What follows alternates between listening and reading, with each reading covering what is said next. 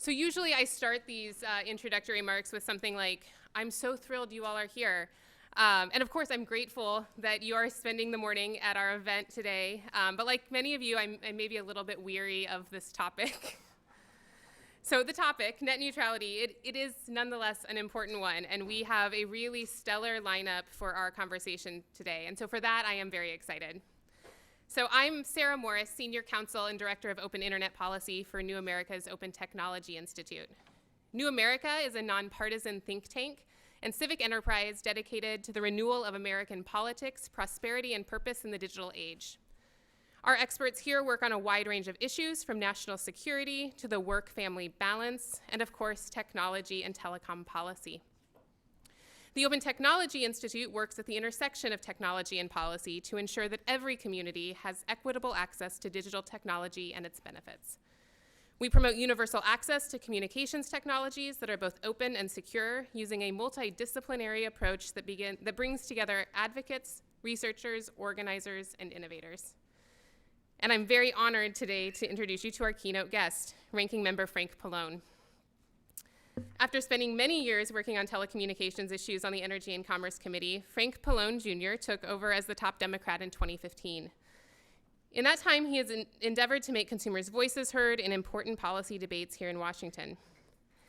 And the ranking member has quite a track record on communications issues. He has delivered a number of policy speeches on subjects ranging from media issues to emergency response and communications resiliency. He is the author of the Sandy Act, a bill that would help ensure our communications networks remain operational during national disasters, and was also instrumental in brokering a deal between the vast majority of wireless carriers last year to allow carriers to roam onto each other's networks during natural disasters, giving Americans the ability to call 911 even if their wireless service is down. Mr. Pallone also authored the Viewer Protection Act to ensure that viewers don't lose their over-the-air television as a result of the FCC's recently completed incentive auction. And he was one of the principal members of the encryption working group, which last year found that any measure that weakens encryption works against the national interest. Most recently, Ranking Member Pallone laid out a three-part technology policy strategy focusing on security, opportunity, and connectivity. This past March, he and Democratic members of his committee rolled out a suite of 13 bills, breathing life into that strategy and proposing fresh ideas to address some of the most pressing technological issues of today. And among those most pressing issues is net neutrality and the recently announced plans to undo the 2015 Open Internet rules. Ranking Member Pallone is a critical ally in the fight for strong net neutrality protections, and we're so pleased to have him here today to share his thoughts on why those protections are critical to a vibrant online ecosystem. And he'll be joined following his presentation, he'll join our panel discussion following those remarks. And before I welcome him up to the podium, I'm just gonna cover a couple quick housekeeping things. We are live streaming the event today and tweeting, so please join us with the hashtag #FightForNN, whether you're joining us here in the room or online. And Ranking Member Pallone will unfortunately have to duck out a little bit early, but never fear, we will pause for a moment before he has to depart to take a question or two from the audience. And his chief counsel, David Goldman, has graciously agreed to step in on his behalf for the second half of the panel.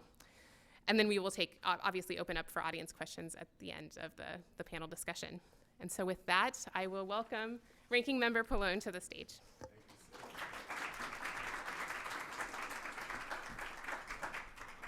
Thank you, Sarah, for that kind introduction, and also want to thank the Open Technology Institute for inviting me here today.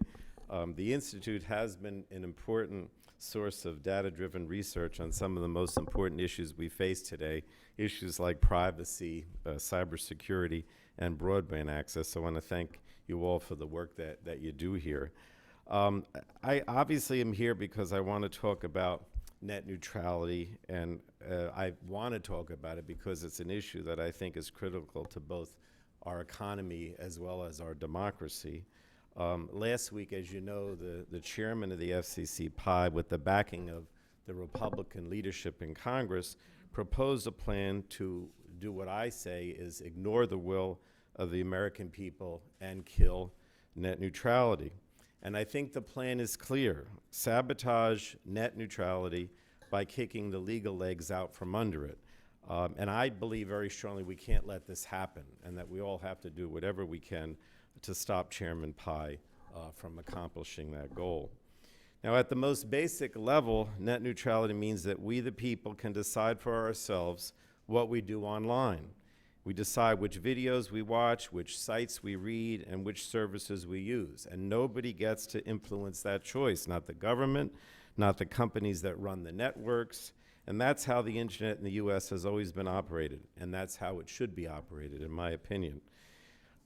If the Washington Republicans have their way, the consequences will be severe. Their plan will have a chilling influence on our democracy. It'll cut away at our connections with each other and limit economic opportunities for the future. And I'm not sure that the congressional Republicans behind these plans really understand how important the internet is today. For example, one of my colleagues from Wisconsin, Representative Jim Sensenbrenner, was asked at a recent town hall meeting why he voted to eliminate our internet privacy protections, which was done, as you know, a few weeks ago with the FCC privacy rules. And he didn't seem very sympathetic. He told his constituents at the town meeting, and now I'm quoting, "Nobody's got to use the internet." Well, I can't believe he's serious about that. We all know how important it is for people to use the internet and how difficult it is now to get through life if you don't use it. And I'm afraid that that's the same kind of thinking that's driving Chairman Pai, that somehow it's not necessary to use the internet. Now, I wanted to start by talking about what I consider probably the most important. You know, there's the democratic aspect of this, and then there's the economic aspect of this. Of course, they're interrelated. But in many ways, I think that the issue of free speech is the most important, because that's basic to our democracy and our American values, and it's not partisan, it's not political, in my opinion. As we know, the internet is home to some of the most important conversations taking place today. The dialogue that happens online is, in my opinion, critical to our democracy. For example, the organization or the organizing behind Black Lives Matter or the Women's March, these were inspirational. But this kind of activism is not limited to the political left. You have important conversations on both sides of the aisle, on the right and the left. But these conversations today often take root and grow to prominence online. Even President Trump was able to energize his followers by using online platforms in new ways. And that's because the internet is the tool that we use to reach across geographic and social boundaries to find people we agree with or people that we don't agree with. Conversations that start small can quickly grow into important forces of change in national politics. This is what grassroots is all about. But now I think the problem is that Republicans in Washington want to jeopardize the fundamental freedoms that we enjoy by using an open internet. Without the FCC's net neutrality rules, in my opinion, large corporate interests can begin to choke off conversations they don't like, and they can speed up the ones that they do. And if you think that this threat isn't real, let me give you an example. The conglomerates that own network infrastructure are increasingly purchasing content like news outlets, correct? And the Trump administration has signaled that it's going to allow even more consolidation. So that means that companies that connect us to the internet have financial incentives to give preference to the shows they like, to the content they like, the websites they run, the news that they report. And I think the consequence of that is that independent voices, those outside the mainstream, may be most at risk, simply because they don't have an affiliation with the companies that run the internet. Unfortunately, the broadband companies have more than just financial reasons to choke off independent content. It can also be political. Under Chairman Pai's plan, nothing stopped those in power from pushing broadband companies to censor dissenting voices or unpopular opinions. Even large companies may feel pressure to please those in power out of fears of reprisal. And again, if I can use an example, many of you remember, I guess it was about a year ago, that we had the debate on the floor about gun safety. We had the sit-in that was sponsored by John Lewis, a hero of the civil rights movement. And you know, the Republicans used the House rules, essentially, to stop the debate. I joined many of my Democratic colleagues in the sit-in on the floor. We were protesting Congress's inability to pass any kind of meaningful gun safety legislation. But the Republican leadership cut off the cameras that provide the video for the cable TV. They tried to disconnect us, in a sense, from the American people. But because of the power of the free and open internet, we were able to break through in a move that would have been impossible just a few years ago. We streamed our own protests live and online. Now imagine the same situation without strong net neutrality protections. The Republican majority that killed the video on TV could now pressure broadband companies to block our video online too. And they might succeed because the companies who control the networks would be caught in the middle. They'd have to make a decision without having any real legal protections. And so the same people who shut off these cameras, in my opinion, are cheering Chairman Pai's proposal to take away our open internet. I think it's important that we fight to make sure that doesn't happen, because again, it's a threat to free speech, it's a threat to our democracy, it's a threat to what we believe in as Americans. So that's the free speech democratic component, the most important. But secondly is the issue of economic opportunity and jobs, because I think net neutrality deals obviously with that as well. It's critical to economic prosperity and to economic opportunity. If you want to get a job today, people need to be online. When I talk to my kids who are looking for a job, they're on the internet. They don't, I hate to say, but they're not necessarily reading a hard copy newspaper like, some of the older people like myself do. By the end of President Obama's term, almost half of new startups were sprouting in regions outside the top 35 metro areas. So this isn't just an issue of getting a job, it's an issue of whether or not startups and our ability as a country to continue to generate a lot of startups, and the most startups, is going to be in jeopardy. Because it's not only that the internet is creating the job opportunities, it's allowing the startups and the small businesses to flourish. The jobs of today are either online or can be found online. With a working broadband connection, anyone can work from home, sell their own products online, connect with companies a world away. The internet is essential for training and applying for new jobs. But let me just give you an example. I think that Julie is here. Where is Julie? She's over here. Julie is with Etsy. And Etsy joined the Internet Association. I think they've done this in with other congressmen, but a couple of months ago, we went to Asbury Park, New Jersey, famous because of music, Bruce Springsteen, and so many other things. But Asbury Park, 20, 30 years ago, was kind of dead. All of a sudden, in the last 20 years, it's been totally revitalized. And so we went with the Internet Association to highlight how Asbury Park's revitalization, it's a small town, less than 20,000 people, how Asbury Park's revitalization was linked to the internet. And we saw people running small businesses. Everyone we visited, every business we visited, said they needed broadband so they could do what they do. And these people who we were talking to in Asbury Park started small businesses that not only helped them, but create and make a profit, but also created a lot of jobs for the people that worked for them or dealt with them. And it wasn't just tech entrepreneurs too. I want to stress that. We went to a bakery, Julie. We went to a bike shop. Anyone with a new idea could basically start their own business and succeed by going online.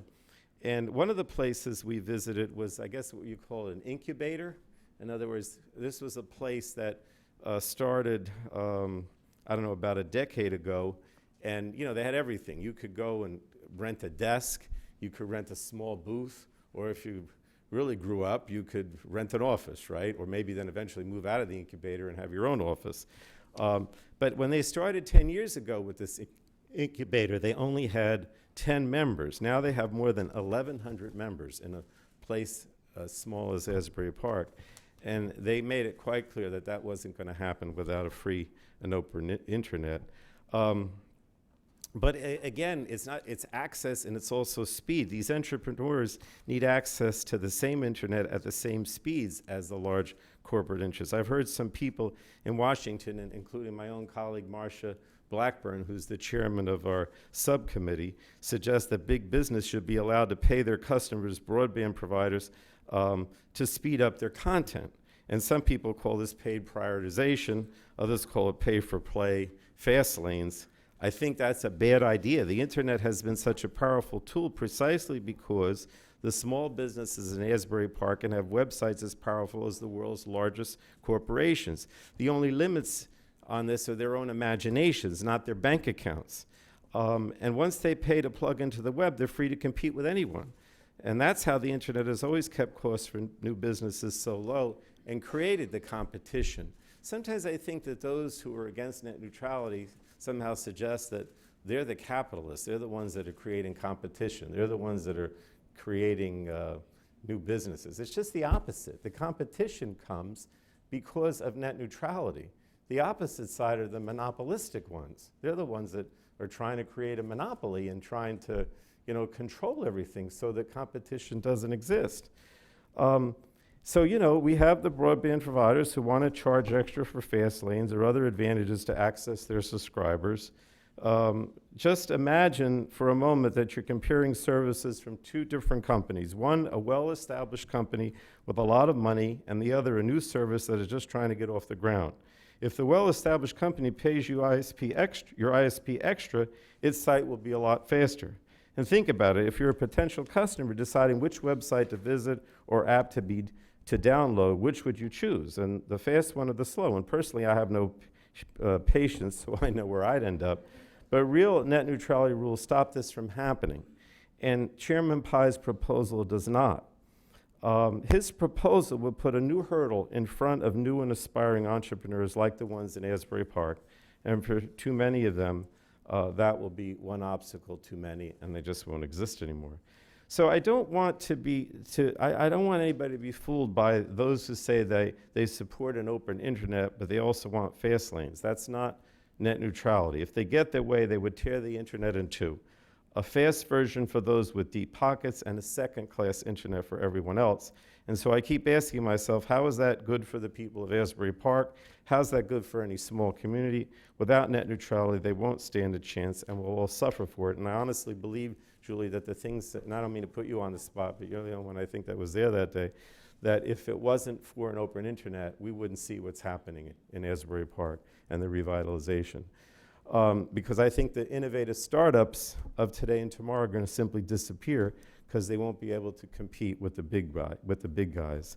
So that's why we can't let this happen. We have to keep the power with the people, not the big corporations. We can't let them kill net neutrality. Now, the last thing I wanted to talk about is what we can do to save our internet. Fortunately, we know the opposition's playbook. They have no problem getting rid of critical consumer protections in order to give huge handouts to large corporations.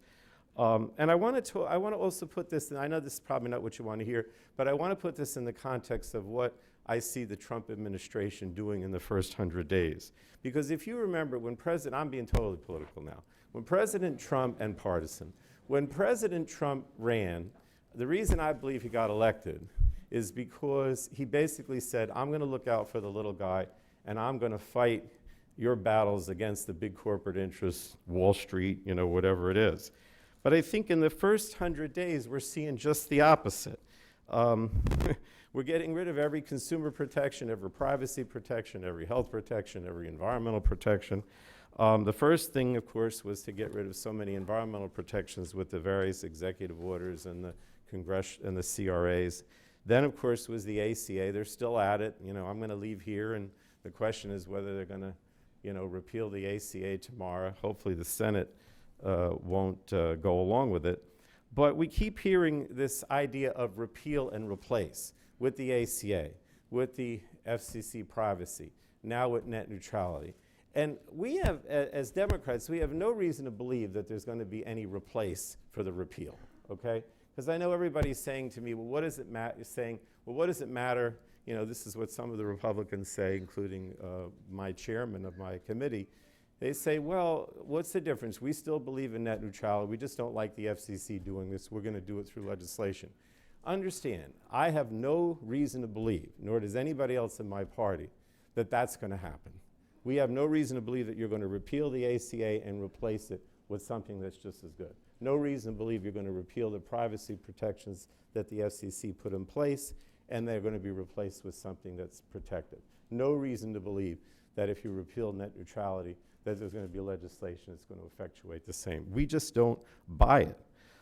So I think that's, you know, I want to get, I kind of want to get that across, because if you listen to Pai, what he says is, well, we have a better way of accomplishing the same thing, although lately he hasn't even been saying that much, but some of the Republicans say that back in the House of Representatives. I'm a practical person. If we are able to get net neutrality through the FCC's action, and the court has fully affirmed that, you know, both at the district level, the Court of Appeals level, and most recently the Court of Appeals en banc have said, this is the law, all right? FCC did it, this is the law. Well, I have no reason from a practical point of view, because I'm not an ideologue, in saying, well, we're going to do it a different way. That doesn't make sense. I mean, it's almost laughable from the point of view of the people and the public that are concerned about net neutrality. So, you know, the way that this sort of eliminating the legal underpinnings of net neutrality and you know, using a sort of legalese to justify it, in my opinion, is just nonsense.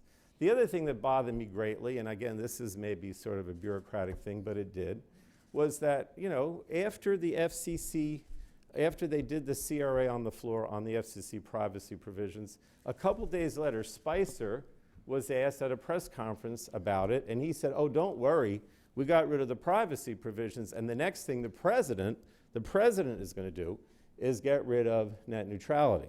Well, I don't know, but, you know, again, maybe these are the niceties. I don't remember. I always thought the FCC was supposed to be an independent commission. I didn't know that the president's spokesperson was going to say that the president was going to eliminate net neutrality and then tell the FCC to do his bidding. I guess the so-called independence of the FCC, or the notion that somehow they relate to Congress, is just, you know, totally out the window. But again, the truth is that Chairman Pai's position has been remarkably consistent. 2 years ago, he said net neutrality was a solution in search of a problem. 2 months ago, he said net neutrality's days were numbered. 7 days ago, he announced his plans to kill it. In fact, his draft proposal suggests that the FCC shouldn't even enforce the basic bright line protections like no blocking. He asked whether he should allow loopholes like paid prioritization and exemptions from data caps for favorite content. And quite simply, this is not net neutrality. These loopholes, in my opinion, all come under the rubric of net neutrality. And I know I'm being very critical of Pai. We're actually going to see him this afternoon. He's going to be up on the Hill. But this is the first time a chairman of the FCC, Democrat or Republican, has ever suggested that his own agency shouldn't have any part in enforcing these basic rights. I think it's a dramatic turn for the worse from the successful history of the internet. And the truth is that the opponents of net neutrality know that their proposal is going to be unpopular. They know who it harms, and that's why they're jamming it through before they have 5 commissioners. That's why they're telling people they can only weigh in during a short window in the middle of the summer when students, small business owners, and everyday Americans are often away. But at no matter, the bottom line is that, you know, the House Republicans still support this. Chairman Weldon supports it.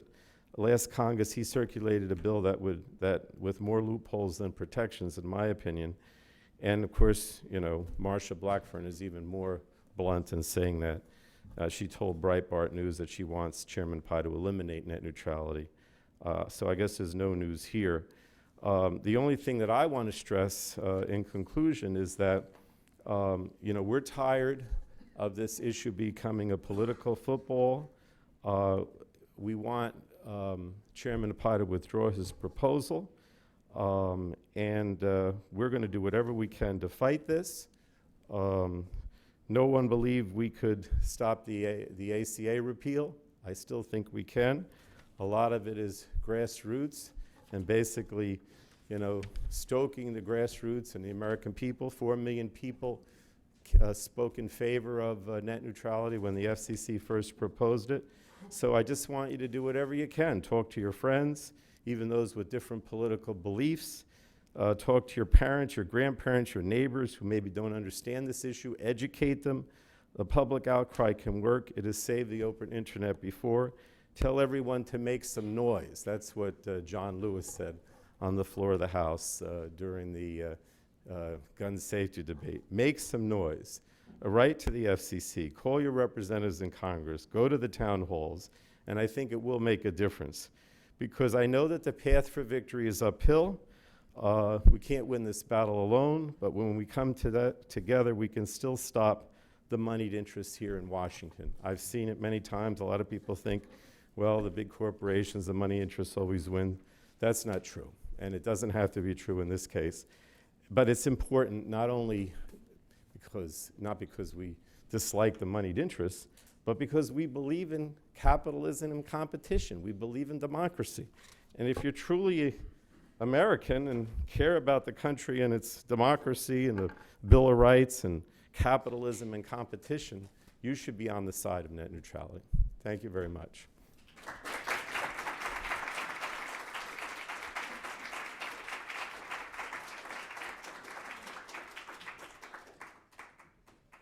Thank you, Congressman.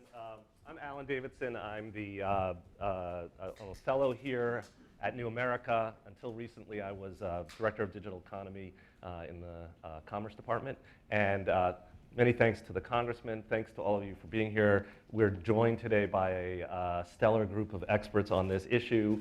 I'll introduce them quickly and say a little short program note. To the Congressman's left, Carmen Scurata, who is the Policy and Legal Affairs Director at the National Hispanic Media Coalition. To her left is Sarah Morris, who's Director for Open Internet Policy at New America's Open Technology Institute. You heard from her earlier. And Julie Steitzel, who's the Senior Manager for Federal Advocacy and Policy at Etsy. And you heard her referenced earlier. So thank you all for joining us. And of course, we're joined on the panel for a little while by the ranking member of the House Energy and Commerce Committee. And as a Central Jersey boy, I'm delighted to be here next to you. And of course, we are really grateful for your leadership on this issue. We're going to do a little bit of question and answer up here from our panel. Then we'll do 2 rounds from the audience because the Congressman needs to leave around 11:45. So we want to get him out and give you a chance to ask him some questions first. But why don't I start with our panel? We've gone through a half an hour of conversation about net neutrality, and nobody's used the words Groundhog Day. There is an element of this that we've seen before, but there's an element of it that we haven't, and some of it is laid out by the Congressman in the sense of what is really at stake now. And maybe you could just give us your 1 or 2 minute view from your own perspective about, what is important about this issue and why is it important now? Carmen, do you want to kick us off? Sure. So the National Hispanic Media Coalition is a media advocacy and civil rights organization for the advancement of Latinos. And one of the things that we've done over our 30-year history is to advocate for a media that is fair and inclusive of Latinos. But what's still true today is that we're misrepresented and underrepresented by traditional media outlets. So we see the open internet as critical to telling our own stories, organizing and communicating without being blocked by these powerful gatekeepers. Sure. I mean, the internet is so foundational to every aspect of our lives, and increasingly so. More and more commerce is moving online. It's difficult to be a retailer these days without an online presence. Our education system is increasingly relying on internet access, both at schools and at home. We are using the internet to organize, to communicate, to understand what's going on in the world. And there has never been a more critical time for keeping the internet open as a platform for access to all of the content that it has to offer. And I think, and I expect, as Julie will talk about, the internet is also this incredible platform, right? So it's important for just us in our everyday lives, but it's also important as a component of this great ecosystem where small businesses can grow into giant household names, and anyone with a computer can open an Etsy shop, for example. And so all of this speaks to the ever-increasing need for net neutrality and internet openness to be the guiding principles of the internet, but also for strong rules that ensure that that happens. Yeah, so at Etsy, we are a global platform that provides services, markets, and economic opportunity for creative entrepreneurs around the world. We have 1.7 million sellers. In the US, 87% of those sellers are women. 77% are businesses of one. 97% run their businesses out of their homes. So the internet is a critical piece to the success of their business. 30% of our sellers are located in rural areas. When we think about net neutrality, it's not a political issue for us, it's a business issue, because our sellers understand that time matters. And it's not just what we think, it's what we know from research that we've seen from Google and Amazon. Seconds, when you're talking about online transactions, matter. And so when we talk about net neutrality, when we talk about the speed of those transactions and how important it is for our online sellers around the world, but also in the United States, who, by the way, represent the political ideology as a whole. It's not a Republican or Democratic issue for us. It's a critical piece for our sellers to start and scale their businesses in the US. And it's appropriate that we're talking about that today because it's Small Business Week. Right. Congressman, anything to reflect on with it? No, it is Small Business Week. I forgot about that. Well, maybe we could drill down on that piece of it a little. There's two components of it. One that the Congressman mentioned. One is the economic side. One is the sort of the democracy side. On the economic side, there was a letter recently from 800 small businesses. Do you think that small businesses to the Congress and to the FCC basically saying in defense of the open internet, in defense of net neutrality? I guess the question is, why do they care so much? Why? And do you think that small businesses get it? What's the message that we need to send to small businesses, to your sellers? Yeah, I think they absolutely get it, and they got it in 2015. It was Right. what galvanized our sellers.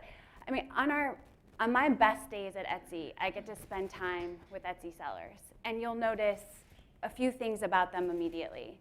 They're super smart, they're very savvy, and they have very limited time. But they will take the time to weigh in on this issue, as they did in 2015, this year again, if need be, because they recognize the impact for their business. On the democracy side, and the question for you, Carmen, and for anybody else, in what ways is this a civil rights issue? I mean, why are communities of color particularly interested in this issue? I think it's because we are misrepresented and underrepresented in the media. And so we see this openness of the internet as the way that we can communicate across geographical lines. And that's using just Twitter to Right. organize. It lowers these barriers of entry, and we can communicate and we can tell our stories from our own words. And that is just very critical in this movement. If you think about Asbury Park, sorry to still go back to that, Julie, Yeah. because people, think of it as the music capital, which it is. But, 20, 30 years ago, it was destitute, right? The business aspect of the city. And it's a city that's about, that's a majority African American, also has a huge Hispanic population. But, if you were going to start doing things, you didn't have any cash. You didn't have any, much money to invest. And you were maybe renting in a place that was, dilapidated, and you probably had to spend a lot of money just to fix it up and get going, So I mean, that's why I think that's why I think Asbury was such a perfect example, because some of these businesses are minority owned. Many of them were people that had very little in the way of assets or capital to make investments. And so, this is why the open internet is so important. They can't afford to pay more, Right. When you're a small business, you're running your business on the margins. Every dollar counts. So the net neutrality rules that are in place level the playing field. 32% of our sellers do their creative business full time, and for the rest of them, they supplement roughly 15% of their household income with what they make on Etsy. So those dollars matter to the micro businesses, the 1.7 million Etsy sellers out there. But again, the capitalist aspect, because nobody's giving anybody a handout, right? This isn't the government giving you something, applying for a grant, right? This is just you're being an innovative capitalist. That's why, it's really sort of the ultimate in competition and capitalism. Right. One or two political questions since we're here and we have the congressman. Legislation has been raised as, some are saying legislation is the right answer. That's what we really ought to do. Why isn't legislation the right answer right now? Nobody on our side of the aisle believes any of this, okay? I mean, look, let's say it was a year or two ago, you might say, oh, okay, I'll entertain that possibility. But it makes no sense now. First of all, because the FCC has put this in place, and the courts have already upheld it, okay? So if I care about net neutrality, it's the law. I have no interest in repealing it and hoping that at some point the Republicans are going to get together and do something positive. And why should I believe they're going to do anything positive? I mean, President Trump and the Republican leadership literally right now are telling everyone that their replacement for the ACA repeal is going to guarantee everybody health insurance, same quality, same benefits. But if you look at the bill, it's a total lie. They've eliminated the essential benefits package. CBO says that fewer people are going to have insurance after the repeal and so-called replacement than had it before the ACA. I mean, you'd have to be a fool to think that they're going to actually legislate something that's going to be anywhere near as protective. I mean, I wasn't born yesterday. I just look at the reality. It's just the reality.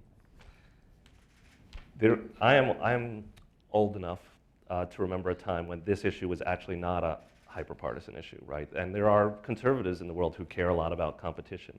What do you all think is the best argument? What do you say to your colleagues who are conservative about why they should support an open internet? Does it need to be a partisan issue? No, I mean, I mentioned, Marsha Blackburn being on Breitbart and saying that she wants to eliminate net neutrality. If I were Marsha Blackburn, I'd be worried that somebody might get rid of Breitbart and not allow access to it. Because after all, Breitbart gets a lot of criticism by me, by the comedians late night. I mean, at some point, you might have a liberal CEO of one of the providers that said, I don't want to carry Breitbart.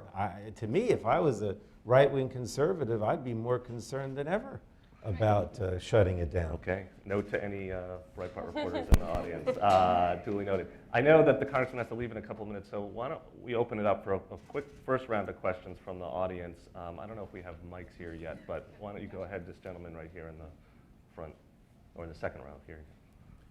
Hi, Warren Coates. This interesting and important conversation wouldn't be as interesting if there weren't contrary views, so let me make my contribution. Net neutrality covers a lot of different things, and they're all getting smished together here.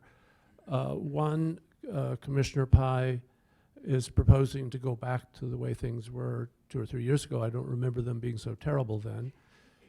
Two, I'm totally with the congressman with regard to the political aspects, defending free speech, competition. I agree with all of that as being very important. On the business side, I'm an economist. And as an economist, anytime you don't pay the marginal cost of delivering what you're getting, resources are misallocated. The outcome is, from an economic point of view, not as good as it might otherwise be. So that aspect, I think this is the fast lane and some other things. There are providers like Skype, I may be out of date here, but that gobble up huge amounts of capacity. And if they don't pay more for that, they have no financial incentive to program their service in a way that's more economical. So okay. Yeah, why don't we pause there? Are two good questions about why, why can't we go back to the way it was a couple of years ago, and also the economics piece of this.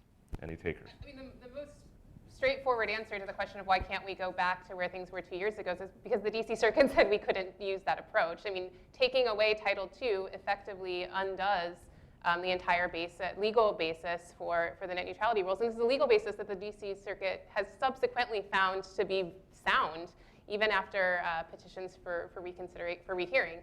And so, this isn't the same legal ecosystem that we were in 3 years ago. And so, in order to implement net neutrality rules that are real, we need Title II. And to be clear, we already have those rules in place.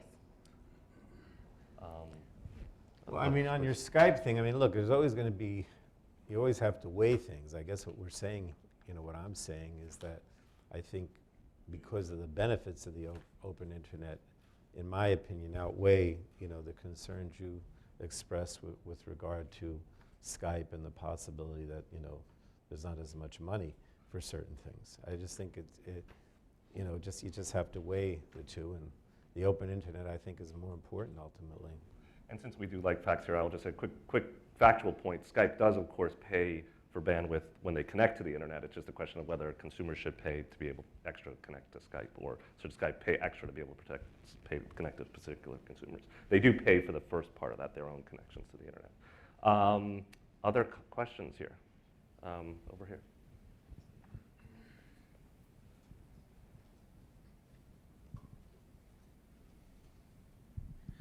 Hi, Ross Marchand, Taxpayers Protection Alliance.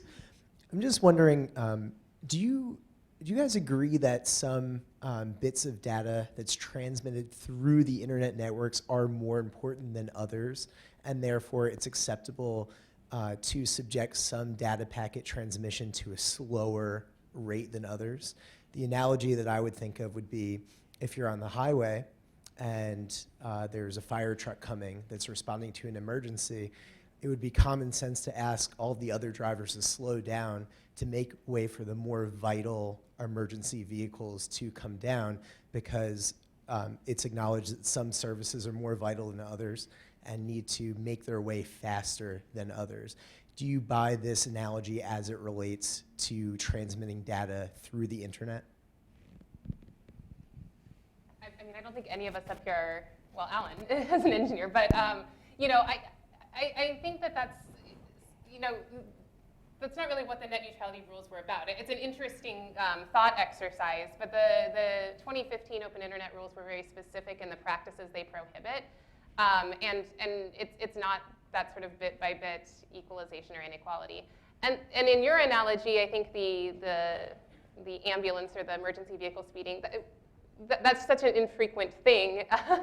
That I think that the analog, certainly we would want 911 calls to go through when they need to go through, but Well, I guess one question I'd have is, who do you think should decide that question? I mean, if you said like that the ambulance can go through faster, who gets to decide that? Well, I mean, I think that you don't want necessarily the road crew deciding it as they're building the internet, and you don't want toll roads deciding whether they're going to let the ambulance go through. And so, there I think we do need rules of the road to govern how that happens and under what circumstances. Maybe one more question in the back of the red jacket. We need. I think in what's becoming kind of more of a converged landscape, are there thoughts that, these types of rules should apply on the tech side as well? Like when you talk about what happens around what a Facebook or a Google or any of the companies that have like large market share when it comes to advertising, are there concerns that maybe there should be an analogous rule set that applies to make sure that voices aren't suppressed and that content, rises to the top maybe on the merit of the content, not just because somebody could afford to pay for better advertising? I mean, my view is that you have a legitimate concern, and so the answer is yes. Again, I'm always going to be, I want to make sure that there's equal opportunity and that, the concerns that you have. So sure, I mean, it's certainly something to look at. I know that we wanted to be sensitive to the congressman's time. I think we're at the moment when he's gonna trade places, but thank you. Dave is a lot better, actually. But please join me in thanking him, the congressman for joining us today and for his comments. Thank you, we appreciate it. Thank you. Thanks a lot. Thanks a lot. And I will welcome up David Goldman, who is the Chief Telecom Counsel, I think, for the Democratic side of the House Energy and Commerce Committee staff, and a long-time denizen of these parts and these issues. So please thank Thank you for joining us. And maybe we can sort of unpack this a little bit more, get a little wonky here. Let me just start with the sort of what happens next, okay, right? And we've had some court cases. We've had this notice of proposed rulemaking from the proposed by the chairman. What's the timeline look like? When is this going to be happening? Who wants to dive in and explain that a little bit? If you just want to wait here. Oh, Okay, yeah. okay. Go I'll go for it. All right, so it gets voted May 18th. The current comment cycle that they have puts comments winding up in the middle of August. I think, as you heard the congressman say, it seems like a bad time to be ending comments. So I'm hopeful that the FCC does what they often do in these situations and does an extension and pushes it into the fall. But so then comments will go into about September, and then at that point, hopefully they read the comments and don't just go with what seems to be kind of a preconceived decision that maybe they're writing it right now. And so that should put it towards the end of the year, I would think. So we basically got 6, 8 months, perhaps. How do you imagine, I mean, there were 4 million comments submitted in the last proceeding at the FCC. Do you imagine that consumers will be weighing in again? Do you think that we'll get those kinds of numbers again? What's the right way of looking at this, and how are you all going about engaging consumers on this? I mean, I think we're always trying to, I think, of course, we're concerned about numbers and the amount of people weighing in, but I think that the bigger issue here is to constantly broaden the constituency of people who understand the importance of net neutrality and how it relates to them. And to that end, I think that we have made so much progress in the recognition that exists across the country on this issue. And so, you know, there will be lots of, I'm sure, grassroots and netroots advocacy and efforts happening. But you know, I think that the very fact that net neutrality is so important and resonates with so many people will naturally galvanize a lot of support. Yeah, we are, I mean, our seller base is already engaged, and we have a presence in every congressional district, 99.9% of the US counties.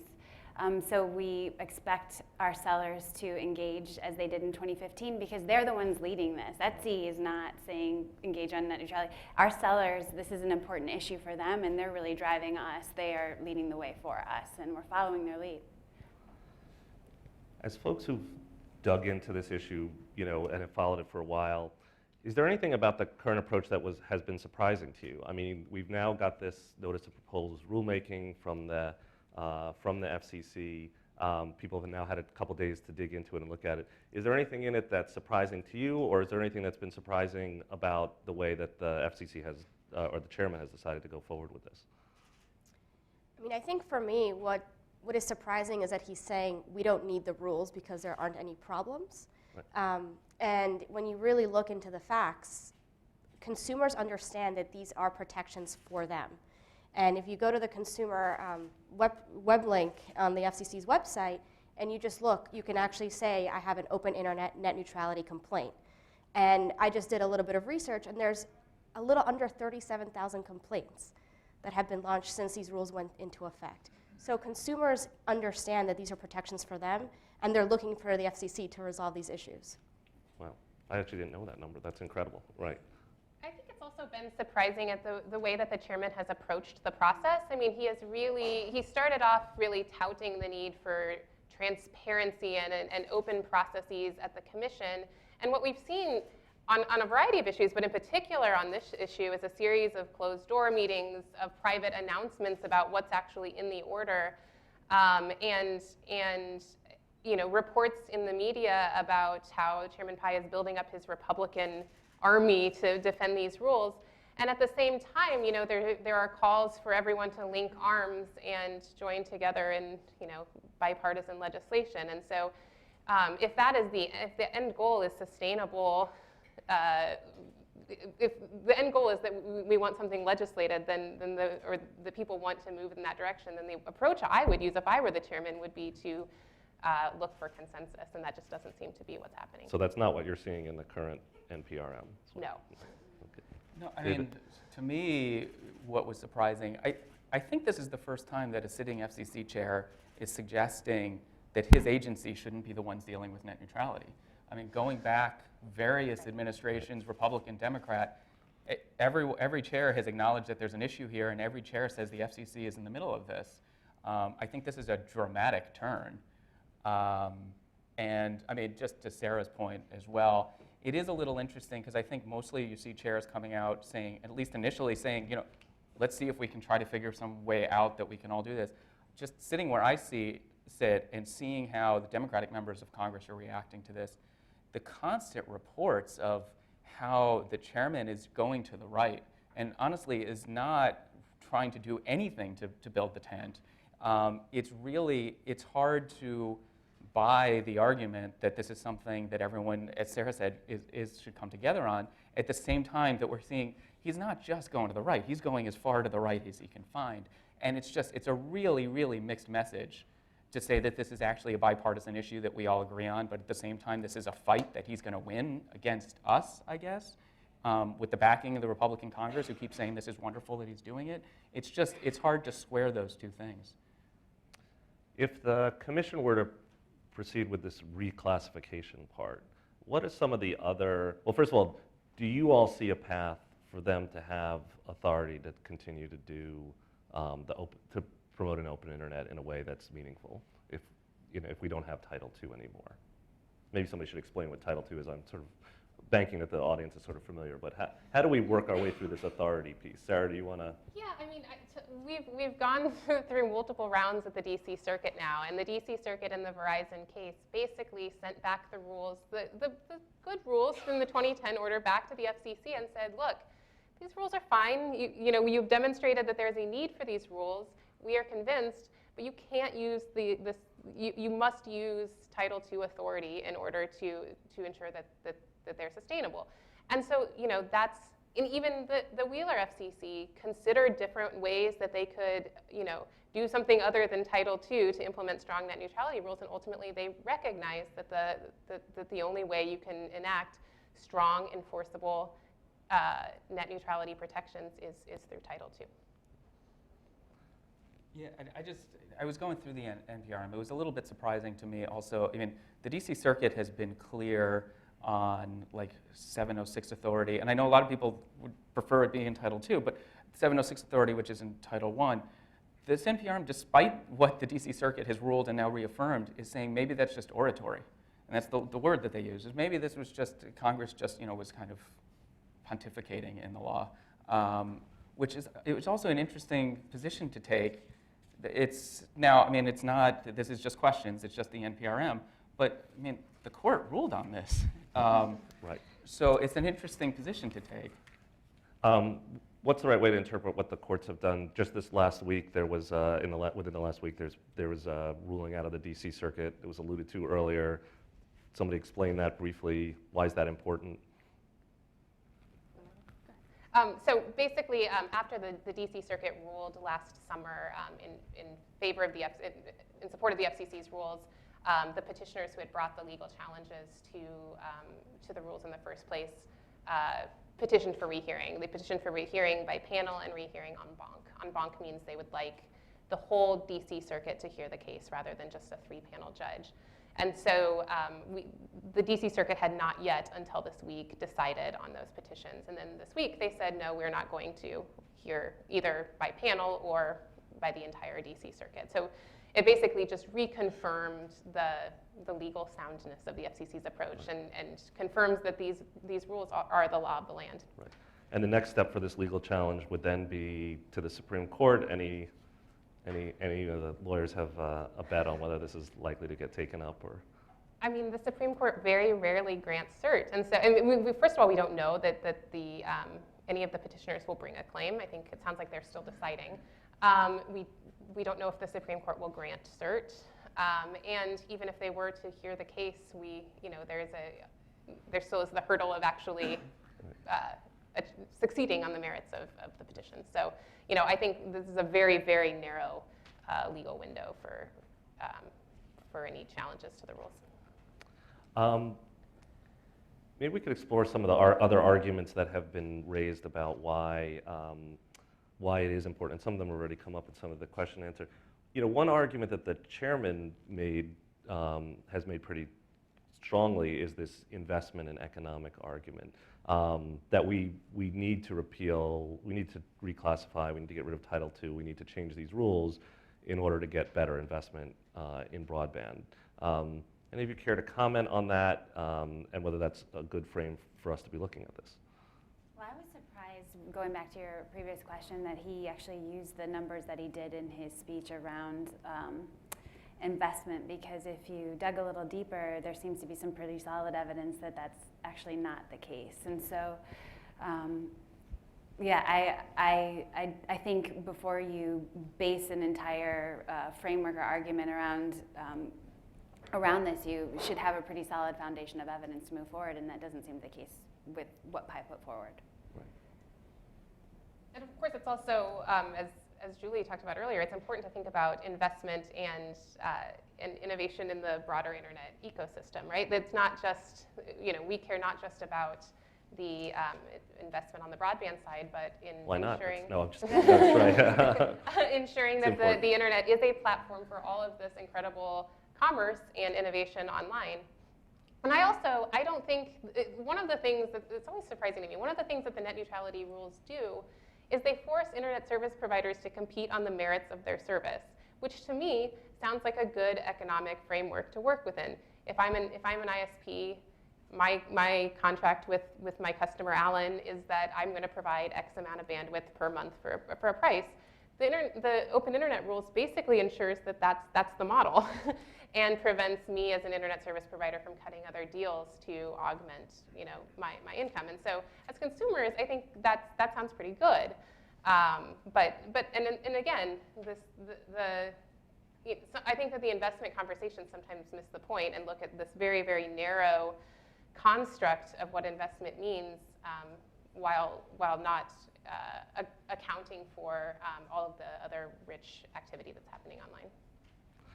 I mean, another argument, of course, is that in the name of trying to make sure we get good net neutrality rules, we've adopted this authority, Title II, that has a lot that it brings a lot with it that wasn't necessarily isn't necessarily what a lot of people have said needed to be applied to broadband providers. How worried are you about that? And I guess the converse thing is, how worried are we if we change Title II that there might be collateral damage on other issues that people care about, like privacy or universal service? In terms of collateral damage, right. It's actually in the NPRM, the Lifeline program. Right. That is certainly the Lifeline standalone broadband program is going to go away if Title II goes away. And that is, it's critical. The Lifeline program, I'm not sure how many of you are familiar with it, but it provides a modest subsidy to low-income families to access voice and now broadband. And because it was based on Title II and this concept of universal service, Title II goes away, Lifeline broadband goes along with it. To the point of Title II just brings some regulatory overhead with it, which is just Title II is so scary in and of itself because one day maybe an FCC might do something. Words that once were not utterable in Washington, D.C. now, right, yeah. So, I mean, that really raises the question of why he's doing this now. I don't think anybody on any side of this issue thinks there's any threat that Chairman Pai is going to use Title II to extend his regulatory reach into the ISPs and start putting burdensome regulations on them anytime while he's sitting in the chairman's seat. So we have time to talk about this, but he's moving forward before we have a full complement of commissioners. He's got a short comment cycle that he put forward on this. Why is this? If the threat is this regulatory overhead from Title II that's going to happen when Elizabeth Warren is elected president and puts one of us in the chair of the FCC, if that's the threat, don't we have time? It would be Alan. I don't know. It's a pretty formidable group here. But if that's the threat, don't we have time to actually work this thing out? I mean, look back at what his dissent was to the 2014 NPRM in the first place. He said his dissent primarily was, we're rushing into this before we've done enough economic studies. He said there should be 10 economic studies, independent economic studies done. I'm not even saying that's the right approach, But his main point at the time was, what's the rush? And I mean, I would just turn that back to him. What's the rush? Why are we doing this now? And maybe it is that he's worried that a third Republican commissioner may not go along with him. Why else would he be doing it this way? Yeah, there does seem to be a real Title II boogeyman, right? Like the Title II is just this crazy thing that is going to break everything. And what we've seen in the 2 years since these rules were enacted is that it hasn't broken anything. In fact, it's led to some really important reforms to the Lifeline program and to other Universal Service Fund programs. And you know, if anything, I think we have definitely a net positive, even setting aside the rules, the strong rules themselves that required Title II in the first place.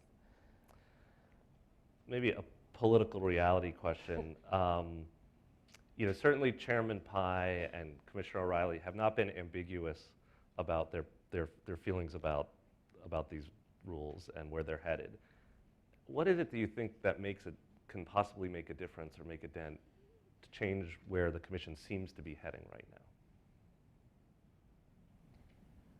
You know, everyone thought that Chairman Wheeler's original proposal was a foregone conclusion in the wake of Verizon v. FCC, and what we demonstrated was that with, you know, persistent organizing and a compelling message and a big tent, that we were able to move the needle. Now, we're in a different political climate, sure, but if anything, the support for net neutrality and the recognition of net neutrality throughout the country has grown. And really, when you get outside, we talk about the politics of it inside the Beltway. When you get outside the Beltway, this is not a hyper-partisan issue. This is something that research and polling has shown is something that actually most people agree on and really resonates with the majority of American people. And so, you know, I think that there's still a lot to be seen, and I wouldn't assume any outcomes at this point. No, I think that's right. I mean, it's exactly right, pointing back to Chairman Wheeler's proposal and all the twists and turns and the drama there. But I mean, this is already coming up at town halls. We were talking to members yesterday. They're already getting asked about this. And I mean, those are the Democratic members, but it's happening in Republican districts as well. I mean, we're seeing reports of it already, of it coming up in Republican districts. And Republicans being asked by Republicans, why are you doing this? So I think that there is still something to be said. I think, you know, healthcare, as you heard my boss thinks about that a lot. We couldn't tell. We were supposed to have lost that one already, and it's not happening that way. Privacy, I think, yes, the ISPs, that came a lot closer than they thought it was going to come. And they did that dead of night, rushing it. This one, they can't do it that way. So I do think that the grassroots matters. I do think that what you hear from the country, and it's true, in this job and former jobs, I've traveled around the country a lot with bosses where we've done a lot of forums, a lot of meeting with people, and stuff that had nothing to do with net neutrality. It was coming up, and no one argued against it. It was always, why is this an issue? Why isn't this just solved? And it was never even, it just came up on its own. That's where people are, no matter where we traveled. So hopefully that's what starts happening again, and that these people start learning kind of where the rest of the country is on this. And to build off of Sarah's point, when you get outside of DC and you're with the Etsy sellers, they really kind of cut through the noise. And what are the practical implications for me as an Etsy seller? And when we lead with the business argument, when we're talking to legislators, they listen. There are a lot of good Republicans or helpful Republicans on the small business, micro business agenda. Leader McCarthy, Chair Shabbat of the Small Business Committee. And so we found that leading with the business narrative and starting with how this impacts micro, small businesses is actually quite effective, regardless of what party you're affiliated with. So again, we don't see this as a partisan issue. I want to make sure we have time for questions from the audience. We've got one right here, and I think there's a mic, and so why don't we start, and we'll just go across the room here.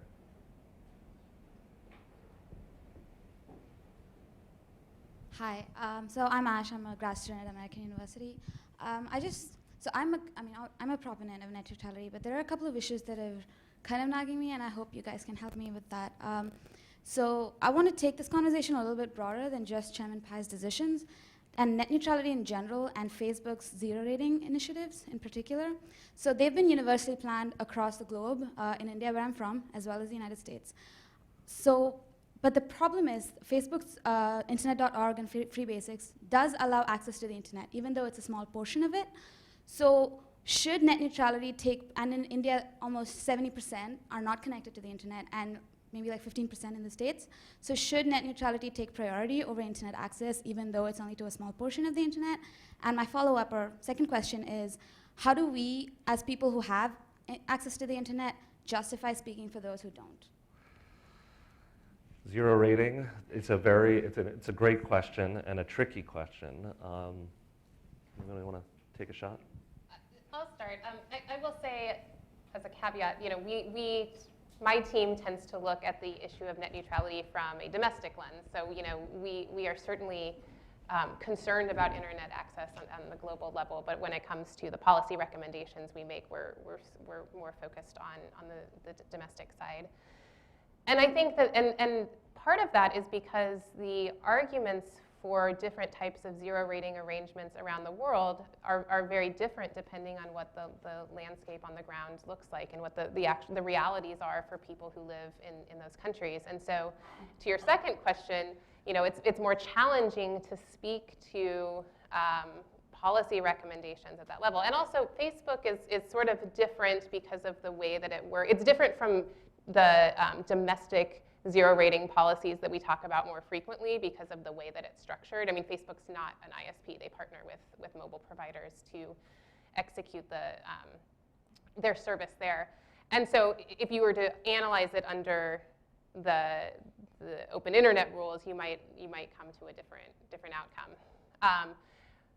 On zero rating, and so, and within, as we're thinking about these questions, whether it's on the global scale or domestically, of course we need to be thinking about balancing the need for access and the need for promoting an open, robust internet. And I don't think those are necessarily mutually exclusive, right? Like, we should be constantly striving as a country and and around the globe to ensure that everyone has equitable, affordable, robust internet access. And that should be a goal that we have. And how we get to that goal and how we benchmark our progress to it, I think, is really important to consider. But I think that that's a separate question. Any other question over here? Hi, my name is Betsy Brayman. I'm with the State Department. I have a quick question for Julie and Carmen, kind of along the lines of the last question. I'd love to hear more from you all about what you consider to be some of the international impact of these U.S. policies on your constituents, especially because so many of them will be relying on communications with family members, doing international business selling, all of those different bits and pieces. I'd just love to hear how you all are articulating the nuances and priorities as it works with the people that you're working with in your businesses and associations. Do you want to go? Go ahead. So, for the price of an internet connection and 20 cents, you can open up a shop on Etsy, and you immediately have access to more than 28 million buyers around the globe.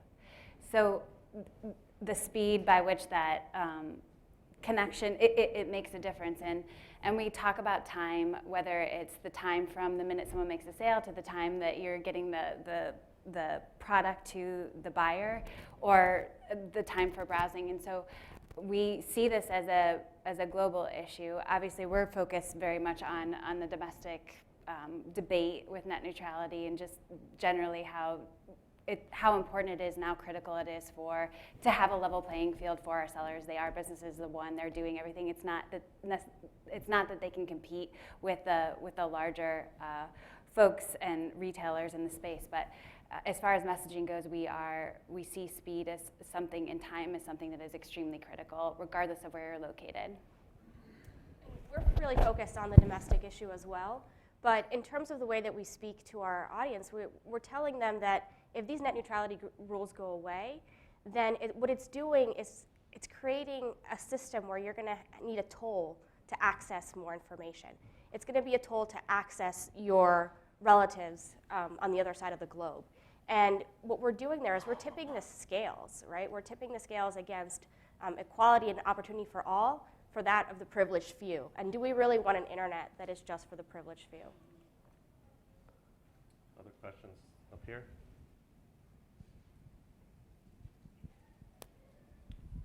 My question goes back really to the first question that was asked today about paid prioritization. I'm very sympathetic to the plight of the little guy who doesn't want to be shoved aside by Netflix or whoever when he's trying to get, you know, access to bandwidth. But in the real world, don't we see a situation like, you know, every main street in America has a Gucci, a Prada, you know, a Tiffany's, and they pay a premium for being in the best retail street in each city. And you might say, well, that's a little unfair to the other retail merchants who can't afford to pay to be on that special, you know, retail property. So I guess what I'm asking is, you know, the way we've structured the way we distribute goods and services in our society is you can pay, you know, for a better spot, you know, faster access, if you will. And why is the internet any different than that? I mean, I see the internet as the equalizer, right? So instead of having those physical locations, now we're online. And if we allow prioritization for the Netflix, what does that say for the next Netflix? And do we really want to stifle innovation in that way? And I think that, you know, the physical location analogy is very different, and I don't think it really applies to the internet. Yeah, David. Isn't that what makes the internet cool? Right? Like, isn't that the whole point? Like, think of all the stories we like telling about the two people in their garage or whatever that they're doing. That became big. Like, that's the whole thing. Like, that's the point. Is we don't want it to be the internet. I mean, it is the equalizer. That we want it to be that someone who's sitting in Asbury Park in an incubator can compete with anybody. If they have the best idea, they should win on their idea. That's what we want. It democratizes entrepreneurship. So regardless of where you're located, and this is an issue that should be important for everyone in the United States. So back to the stat about 30% of Etsy sellers in rural America. Regardless of where you're located, you have access to this global marketplace because of the internet. And so I agree that it has the potential to stifle innovation if you have this sort of pay-to-play component of who receives the fast lane, who receives the slow lane. Other questions up here? Then we'll go. Hey, Kyle Daly, Bloomberg BNA. So the FCC seems to be kind of signaling that they may not necessarily be moved by public outcry. I mean, we did a press call with some PI staffers where they were sort of, disputing the idea that most of the comments, or the vast majority of the comments in the last proceeding, were actually in favor of Title II, and B, saying that, you know, well, it's not about the volume, it's about the quality of the argument. So with that in mind, you know, how do you guys plan on mounting this fight? Is it about legislation down the road, restoring Title II? Is it about the legal challenge? You know, what's your part in this? I mean, I think it's kind of all of the above on one hand, but first of all, I think we would certainly dispute any notion that there wasn't a majority of Americans in favor of a Title II approach. And I think it's worth noting that as we're seeing play out now in the first 100 days of the Trump administration, politics are hard. Like, policy making is not instantaneous. It's not a snap your fingers and change the rules. There are both, you know, actual procedures in place for how those shifts happen. And there's also real-world consequences, practical consequences on the ground. What does this mean for consumers, for sellers, for internet users? And what does this mean for policymakers? What does their future look like in this space? And so I think, you know, as I said earlier, I think there's a lot to be seen about what levers can be pulled to move things. But yes, of course, we're looking at, you know, what's happening in this rulemaking, what's happening in Congress, and what potential opportunities or challenges there will be from a legal standpoint down the road. I think that, sure, the current FCC would love to consolidate down who they listen to lobbyists who all went to fancy law schools to draft those things. But not that there's anything wrong with that. Right. But it's, yes, self-censoring. But you know who does listen is members of Congress. I mean, people should be reaching out to the FCC. We should be building the record. We should show them where the majority of the country is. But members of Congress do care. Maybe Chairman Pai doesn't have to run for re-election, so he doesn't care about that. And so he doesn't care what people think. But there are elected officials who do. Question up here. My name is Justin Brown. I'm with National Journal. We've talked a lot about the end users and how it affects average Americans, but we haven't really talked too much about the internet service providers. So I just wanted to know, what is it about the market, the different attributes and factors of what we're experiencing today that makes internet service providers see all of these things as a solution, and how can we change how we interact with the internet and the market and things like that, so that we can almost take the gas out of their fight, so that they're not fighting against us, and instead don't look at zero rating as a solution, but instead now, oh, I don't have to fight for this because I don't have this problem. Like, why are they fighting for this in the first place? We haven't really talked about that. I can start by talking about what makes internet service providers sort of unique in the ecosystem. And so there was a question earlier on, I think from the audience, about Facebook and Google and the big internet companies, and don't they need to be regulated too?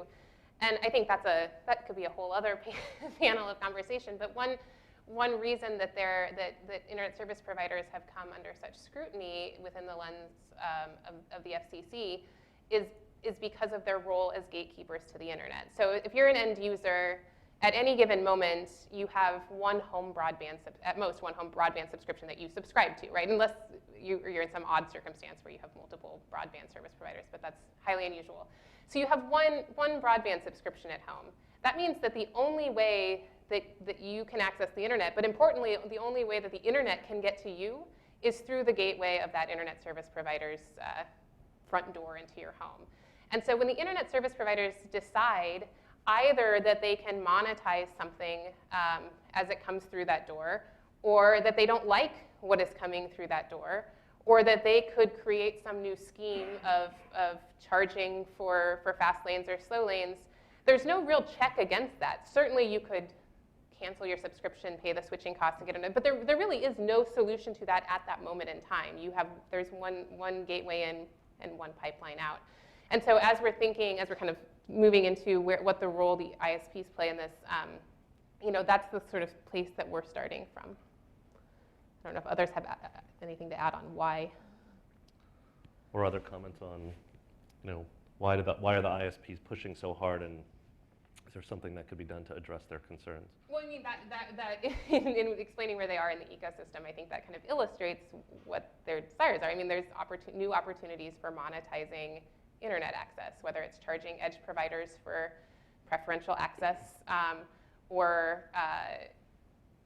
and there may be, we like to not think that our internet service providers are politically motivated, but there could certainly be other reasons that aren't even economic that would dictate why they might let some, particularly in these very politically charged times, why they might let some content through and not others. So, and how do we address, I think that how we address those concerns is through the light touch approach that we had in the 2015 Open Internet Order. We had 3 clearly delineated practices that were prohibited.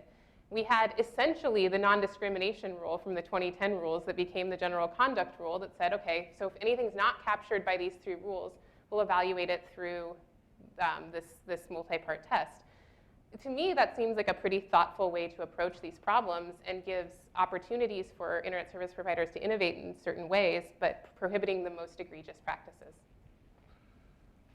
Maybe time for one more question, then we can wrap it up. I have a final question if nobody else does. Yeah, right over here. If Chairman Pyatt is successful, what's next? Well, I mean, it depends on what that looks like. Is it the proposal that we have here? Is it something that's changed? I think all of that will instruct how we approach this. And I want to just re-emphasize, there is a long time between now and even when the comment, well, not a long time, but we are at the very beginning stages of this process, and I think a lot can happen and will happen. But I think there are certainly legal concerns with the approach outlined in this order that we have, and we would be exploring those types of options. How do we address that? We'll continue to have conversations with Congress, but really, I think everything's still on the table at this point. Nobody in Washington likes to make predictions, but maybe I'll ask you if you'd like to make some predictions. If we were sitting a year, imagine ourselves a year from now, coming back together, you're all invited, and we're having this conversation. Where do you think we'll be, and what do you think will happen before to get us there? We did it. Okay, that's a fair, right, we'll take it. It'll be great. We'll have champagne sitting here. Chairman Pai will be sitting next to me. We'll say, I'm so glad we figured this out together. Wow, okay, an optimist. Any other takers? Maybe we'll go down the line. And any other final comments, welcome to. Well, I feel to be a little bit more negative, but I think we're going to still be in this fight a year from now. And I don't know what that will look like, but I think we will still be fighting this because this is such an important issue for all Americans.